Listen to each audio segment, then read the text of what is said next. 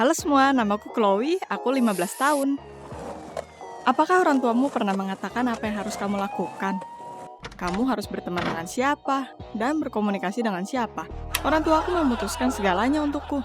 Tonton video ini sampai akhir, dan kamu akan pelajari bagaimana orang tuaku merencanakan hidupku 10 tahun ke depan, dan bagaimana aku menghancurkan rencana ini.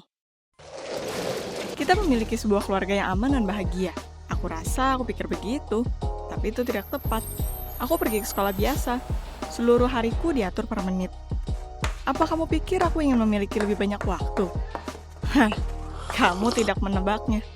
Ini semua adalah tentang orang tuaku. Setelah sekolah, seksi ruang dansa. Ibuku berkata seorang wanita sejati harus bisa menari waltz. Aku bukan seorang wanita, tapi dia adalah ibuku. Setelah menari kelas Perancis, ayahku ingin aku menguasai banyak bahasa. Jadi itu akan mudah untukku mendapat pekerjaan di firma internasional besar manapun. Hanya saja aku belum memikirkannya. Aku hanya 15 tahun. Tapi dia ayahku. Apa orang tuamu memutuskan siapa dirimu di masa depan? Ibuku juga tidur dan melihatku menikah dan menjadi ibu rumah tangga yang sempurna. Apa yang dia bicarakan?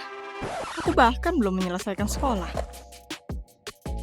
Tapi ibuku sudah menemukan seorang suami untukku. Ini adalah Ethan, 17 tahun, anak dari teman ibuku. Kita berbincang dengannya ketika orang tua kami berkumpul untuk barbecue hari Minggu. Dia sama sekali bukan tipe aku, tapi siapa yang peduli? Ya, orang tuaku mencintaiku dan peduli akan masa depanku. Tapi itu mulai menggangguku. Tahun sekolah akhirnya berakhir. Aku menyelesaikan semua ujianku dengan sempurna. Dan orang tuaku memberiku sebuah hadiah hebat. Mereka mengirimku ke camp untuk sepanjang musim panas. Itu dimana aku berteman dengan Vicky. Dia juga 15 tahun dan kita langsung menemukan bahasa yang sama. Dia keren, dia bisa skateboard dan menggambar graffiti. Vicky sering mengejakku ketika orang tuaku memanggilku. Orang tuanya tidak begitu mengontrolnya. Dia memutuskan apa yang dia lakukan. Aku iri padanya. Dia memiliki kebebasan total. Vicky selalu punya rencana. Suatu ketika kita mengecat dinding dari bangunan kami dengan grafiti terang. Ketika kita selesai menggambar, manajernya menghampiri kami dan berkata direkturnya ingin berbicara dengan kami. Oh, itu berarti kita ada dalam masalah. Direkturnya sangat marah, memanggil kami remaja yang nakal dan langsung memberitahukannya pada orang tua kami. Orang tuaku langsung datang, meminta maaf, membayar perbaikan dindingnya, dan menjemputku. Mereka tidak bisa mempercayai bahwa anaknya yang polos terlibat dalam cerita gelap. Ibuku melarangku untuk berkomunikasi dengan Vicky, karena dia memiliki pengaruh buruk untukku. Sial, aku tidak memiliki teman sama sekali. Selesai sudah. Aku menghabiskan sisa musim panas di kota.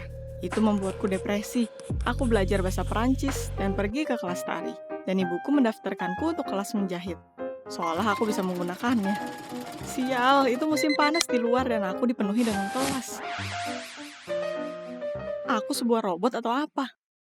Suatu hari kita dipulangkan dari kelas tari lebih awal. Hore, setidaknya ada sesuatu yang salah dan aku memiliki setengah jam. Aku keluar dari kelas tari dan melihat Vicky. Tidak ada yang lebih baik. Ternyata dia juga berada di sekolah ini. Hanya untuk kelas hip hop. Aku mengeluh padanya tentang orang tuaku. Vicky menawarkanku untuk mengacuhkan mereka. Mematikan teleponku dan kita pergi berjalan. Aku mengaguminya. Kita berkeliling di sekitar kota selama beberapa jam. Dan aku santai. Aku melakukan apa yang kuinginkan dan sangat spontan. Biarkan saja rencananya.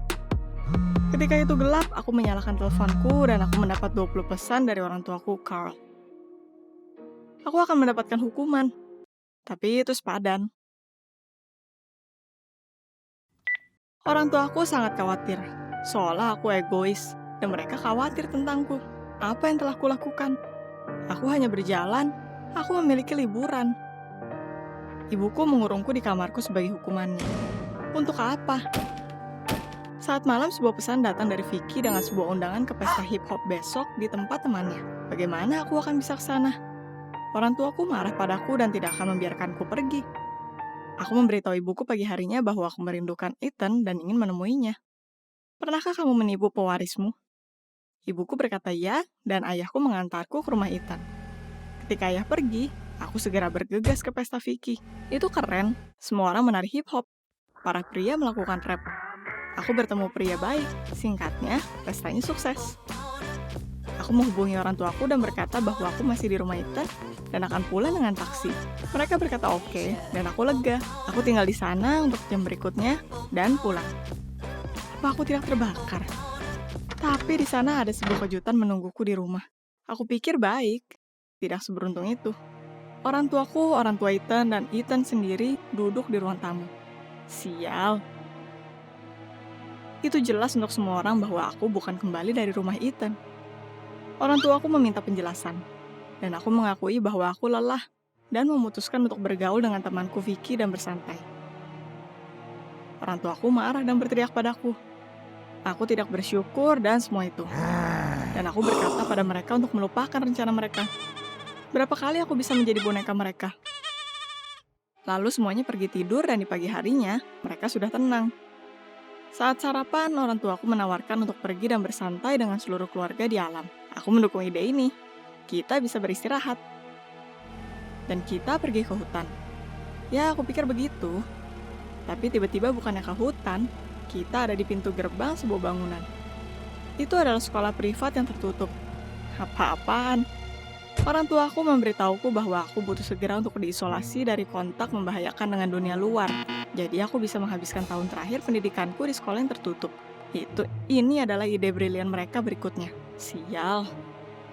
Aku memohon orang tuaku tidak meninggalkanku di penjara, tapi mereka tidak mendengarkanku. Mereka mengambil teleponku dan pergi. Bagaimana kamu menyukainya? Aku terisolasi total dan tidak mengenal siapapun. Aku dibunuh. Tapi apa yang bisa kulakukan? Di ruanganku ada seorang anak perempuan, Annie. Dia juga 15 tahun. Aku ada dalam bad mood dan tidak ingin bicara dengannya. Tapi dia memiliki sebuah telepon. Aku membutuhkannya. Aku menulis Vicky bahwa aku ada di penjara ini dan aku butuh untuk diselamatkan segera. Aku menunggu untuk sebuah jawaban. Tapi Vicky sepertinya mengacuhkanku. Teman macam apa? Kesunyian Vicky membuatku sedih dan aku memutuskan untuk menghabiskan lebih banyak waktu dengan Annie sebagai pengalihan. Annie memberiku tur dari sekolah. Kita bermain pingpong, board games, dan berlatih tari untuk acara musim gugur. Sepanjang bulan berlalu tanpa kusadari. Dan aku sudah berbalik dan tidak menunggu respon Vicky. Dan aku mulai menyukai sekolah. Itu tidak terlalu buruk. Oh, aku lebih baik mulai sekolah. Aku sudah merindukannya. Tapi satu malam aku dibangunkan oleh suara di kamarku. Itu adalah Vicky dan pria dari pesta. Apa yang mereka lakukan di sini? Aku menulis Vicky sebulan lalu. Dia setidaknya bisa berkata hai padaku. Vicky tidak menjawabku. Mungkin karena konspirasi dan dia menghabiskan sebulan penuh merencanakan pelarian. Tapi siapa yang membutuhkannya sekarang? Vicky berkata aku sudah dicuci otaknya dan menarikku dari ranjang. Aku mendorongnya dan dia terjatuh ke lantai. Tersandung bangku dan tangannya meraih gelas dari samping kasur. Suaranya menarik perhatian penjaga. Mereka menghubungi polisi dan itu adalah sebuah kegagalan. Sejam kemudian, mereka tiba di kantor polisi, takut dan gugup. Ibuku hampir mengalami serangan jantung. Aku menulis penjelasan dan menerima semua tuduhannya. Akulah yang menghubungi Vicky untuk menyelamatkanku. Singkatnya, kita dibebaskan. Syukurlah. Aku kembali ke sekolah, tapi aku dikeluarkan karena kejadian itu. Dan ini menyedihkan. Orang tuaku dan aku pulang ke rumah. Orang tuaku memarahiku sepanjang jalan. Mereka tidak puas dengan perilakuku. Aku terbiasa dengannya dan mendengarkan dengan bodoh. Tapi ketika kita sampai di rumah, aku tidak bisa menahannya dan mulai menangis. Ibuku mulai menangis juga dan memelukku. Ayah mulai menenangkan kami dan akhirnya kita berpelukan dan berciuman. Orang tuaku berkata bahwa mereka sangat merindukanku. Aku merindukan mereka juga sejujurnya. Mereka adalah orang tuaku. Orang tuaku mengejutkanku saat sarapan. Itu sebuah hal baik aku duduk di bangku. Ibuku berkata mereka mendiskusikan semuanya dengan ayahku. Dan sekarang aku bisa memutuskan apa yang kulakukan di luar sekolah. Kelas senior akan segera mulai dan mereka tidak ingin menekanku terlalu keras. Wow, ternyata aku memiliki orang tua yang perhatian. Aku memutuskan bahwa aku akan melanjutkan menari, tapi mengganti gayaku. Siapa yang sekarang menari dansa? Ya, aku menyelesaikan kelas bahasa Prancis. Kamu tidak pernah tahu bagaimana jika aku ke Eropa setelah sekolah. Jika ceritaku menyentuhmu, like dan subscribe channelku. Semoga harimu baik.